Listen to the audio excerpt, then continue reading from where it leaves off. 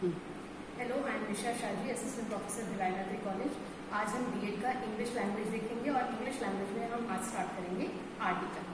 आप जानते हैं आर्टिकल में ए, एन और द, ये 3 आर्टिकल होते हैं और इन 3 आर्टिकल को हम डेफिनेट आर्टिकल और इनडेफिनेट आर्टिकल में डिवाइड कर सकते हैं। अगर हम इनडेफिनेट आर्टिकल की बात करें तो इसमें आएगा ए और एन, और डेफिनेट आर्टिकल इसमें से कहलाता है द। तो चलिए हम एग्जाम्पल के तौर पे देखते हैं ए, एन और द लगाने की क्या नियम है। किन शब्दों के सामने हम ए लगाएंगे, किन शब्दों के लिए हम एन का यूज करते हैं और किन के लिए हम द का यूज करते हैं। चलिए हम एग्जाम्पल के तौर पे देखते हैं।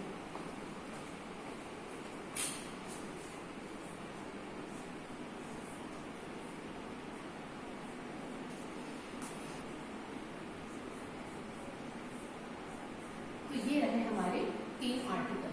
अब जैसा कि आप लोगों को तो पता है ए और एन हम कहाँ यूज करते हैं, जब भी किसी वस्तु की एक संख्या को हमको बताना रहता है तब हम ए और एन लगाते हैं।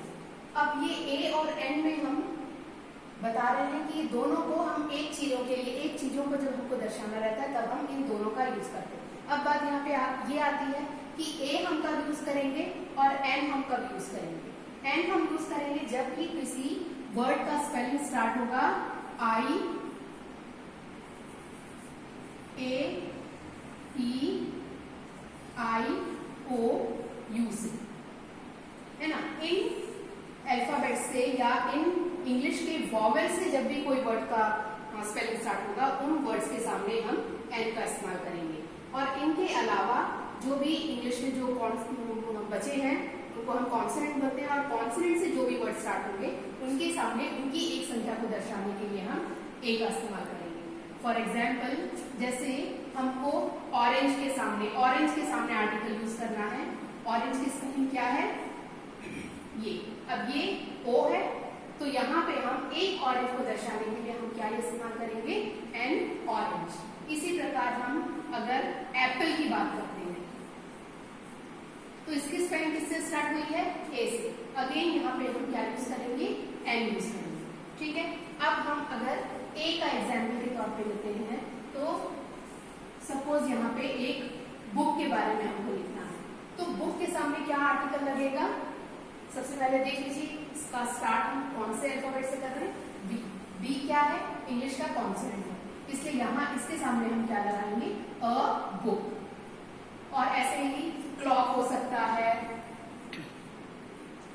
बैग हो सकता है, ऐसे जितनी भी चीजें हैं, जितनी भी चीजों के बारे में हम बोल रहे हैं, बस हमको ध्यान देना है कि उसका स्पेलिंग किससे स्टार्ट हो रहा है, कॉन्सोनेंट से स्टार्ट हो रहा है या वॉवेल से स्टार्ट हो रहा है। ये तो एक जनरल बेसिक प्रिंसिपल है कि वॉवेल और कॉन्सोनेंट ही सिर्फ हमको देखना है कि स्पेलिंग के स्टार्टिंग में क्या कॉन्सोनेंट है या फिर वॉवेल। लेकिन इसके साथ ही एक और बेसिक कॉन्सेप्ट है जिसको आपको ध्यान में रखना है। ऐसे बेसिक तौर पे हम सिर्फ ये ही देखेंगे, लेकिन आप एक ये भी ध्यान में रखेंगे प्रोनाउंसिएशन के टाइम में क्या साउंड आता है। सपोज जैसे आवर, आवर की स्पेलिंग क्या है, ठीक। अब एमबीए, एमबीए स्टूडेंट की अगर हम बात कर रहे हैं तो एमबीए स्टूडेंट, यहां पे देखिए ये स्टार्ट हो रहा है एच से। एच किसमें आता है, कॉन्सोनेंट में आता है। तो अकॉर्डिंग टू दिस प्रिंसिपल और rule we have to add a here. लेकिन यहाँ पे जब हम इस वर्ड का उच्चारण कर रहे हैं तब इसको आवर नहीं बोल रहे हैं, इसको क्या हम बोल रहे हैं, आवर बोल रहे हैं। अब आवर बोल रहे हैं तो इसका प्रोनाउंसिएशन करते समय क्या साउंड निकल रहा है, ऑब्वियसली ऑल निकल रहा है, hour, ah that is vowel sound निकल रहा है। तो ऐसे वर्ड जिसका हम प्रोनाउंसिएशन भले वो कॉन्सोनेंट से स्टार्ट हो लेकिन प्रोनाउंसिएशन करते समय अगर वो वोवेल साउंड आता है तो वहां पर भी हम एन लगाते हैं, ठीक। और ऐसे ही ये एमबीए, अगर हम किसी एक एमबीए स्टूडेंट के बारे में बताना है हमको, suppose for an example Rahul एक एमबीए स्टूडेंट है, ठीक। इसको अगर हमको इंग्लिश में बोलना है तो जो हम प्रिंसिपल पहले देखे सिर्फ वोवेल और कॉन्सोनेंट को देखना है, उस प्रिंसिपल के बेस पे क्या हो जाएगा, a MBA student, Rahul is a MBA student. लेकिन यहाँ पे आर्टिकल ए लगाना गलत होगा, क्यों, क्योंकि यहाँ पे एमबीए जब हम बोल रहे हैं इसका प्रोनाउंसिएशन करते समय MBA ए निकल रहा है, वॉवेल साउंड निकल रहा है, इसलिए यहाँ पर भी MBA भले M से कॉन्सोनेंट से स्टार्ट हो रहा है, इवन देन हमको यहाँ पे लगाना पड़ेगा AN। क्यों? क्योंकि इसका प्रोनाउंसिएशन करते समय वॉवेल साउंड आ रहा है। तो बेसिक रूल आप क्या याद रखेंगे इन दोनों को डिफरेंशिएशन या इन दोनों के सिलेक्शन के तौर पर, बस आप दिमाग में ये ध्यान रखेंगे, स्टार्टिंग स्पेलिंग का स्टार्टिंग तो देखना ही देखना है, उसके साथ ही हमको उसको प्रोनाउंसिएशन करते समय कौन से स्वर निकल रहे हैं, कौन सा साउंड आ रहा है, क्या वो वॉवेल साउंड आ रहा है, क्या वो कॉन्सोनेंट साउंड आ रहा है। ये मेन प्रिंसिपल है ए और एन के सिलेक्शन को करने में, तभी हम सही तरीके से सेलेक्ट कर पाएंगे कि ए लगाना है या एन लगाना है। किसी वर्ड का प्रोनाउंसिएशन करते समय अगर वॉवेल साउंड आता है तो या वॉवेल से स्टार्ट हो रहा है या प्रोनाउंसिएशन करते समय वॉवेल साउंड आता है तो हम एन लगाएंगे, अदरवाइज हम ए लगाएंगे। ये तो हुआ इंडेफिनिट आर्टिकल। अब आते हैं द, जिसे हम कहते हैं डेफिनेट आर्टिकल। अब ये द या डेफिनेट आर्टिकल हम कब लगाते हैं? यूनिक चीजों के लिए हम लगाते हैं, जो यूनिक मतलब बिल्कुल वर्ल्ड में एक ही हो, जैसे सूर्य हो गया, सूरज हो गया, चंद्रमा हो गया, डिफरेंट प्लैनेट्स हो गए। हर एक प्लैनेट जो है वो अपने आप में यूनिक है, तो किसी भी पर्टिकुलर प्लैनेट की हम बात करेंगे तो उसके सामने भी हम द लगाएंगे। डिफरेंट माउंटेन्स की अगर हम बात करेंगे तो उन माउंटेन्स के नाम के आगे भी हम द लगाएंगे।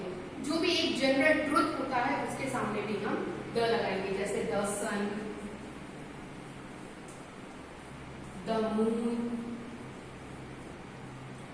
और रिवर, डिफरेंट रिवर के नाम के आगे और माउंटेन्स के आगे, माउंटेन्स के नाम के आगे, ये सारे जो निश्चित यूनिक चीजें हैं इनके सामने हम द लगाएंगे। और कहाँ पे हम द लगाएंगे? जब किसी पर्टिकुलर चीजों के बारे में हम बात करते हैं या किसी पर्टिकुलर चीजों के बारे में हम जब हमको इंफॉर्मेशन देना रहता है तो उस समय भी हम उस पर्टिकुलर थीम के सामने हम द लगाते हैं। जैसे वह बुक जो मैंने कल खरीदा था पहले से मेरे पास मौजूद थी, तो यहाँ पे एक किसी पर्टिकुलर बुक के बारे में बता रहे हैं तो आप कहोगे the book which I bought yesterday already I had it. तो यहाँ पे किसी पर्टिकुलर वस्तु के बारे में अगर हम बताएंगे तो उस पर्टिकुलर वस्तु के सामने भी हमको द लगाना पड़ेगा।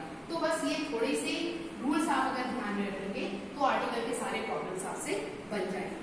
सबसे पहले ए और एन को डिफरेंशिएट करने वाला बेसिक रूल कि वो किससे स्टार्ट हो रहा है, वॉवेल से स्टार्ट हो रहा है कि कॉन्सोनेंट से स्टार्ट हो रहा है, प्लस उसका उच्चारण करते समय, उसका प्रोनाउंसिएशन करते समय कौन सा आवाज आ रहा है, कॉन्सोनेंट आवाज आ रहा है या वॉवेल आवाज आ रहा है। बस वो दो नियम इनके लिए ध्यान रखेंगे। और द किसी भी यूनिक चीज के लिए, किसी भी जनरल ट्रुथ के लिए और किसी पर्टिकुलर चीजों के बारे में जब हम इंफॉर्मेशन देते हैं तो उन चीजों पर्टिकुलर चीजों के सामने भी हम द लगाते हैं।